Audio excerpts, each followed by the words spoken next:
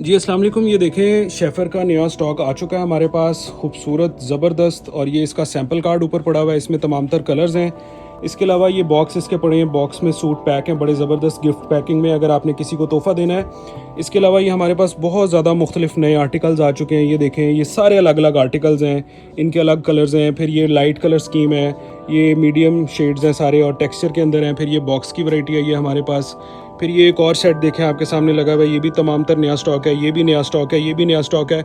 इसके अलावा हमारे पास जो है पीछे बहुत ज़्यादा स्टॉक आया गोदाम में, और अभी हमारे पास काउंटर पे इतनी स्पेस थी कि हम आपको इतना ही स्टॉक दिखा सकें जितना हम मैनेज करके आपको दिखा सकते थे। वीडियो बनाने का मकसद और आपको बताने का मकसद ये है कि नया स्टॉक आ चुका है।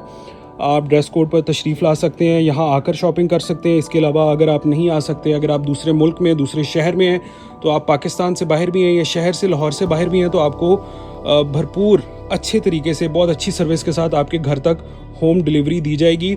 और आपको ये हम बताते चलें कि ये जो ग्रेस आपको हम दिखा रहे हैं, ये आपको पाकिस्तान भर में सबसे मुनासिब कीमत पर, सबसे मुनासिब कीमत पर आपको ड्रेस कोड से मिलेगा।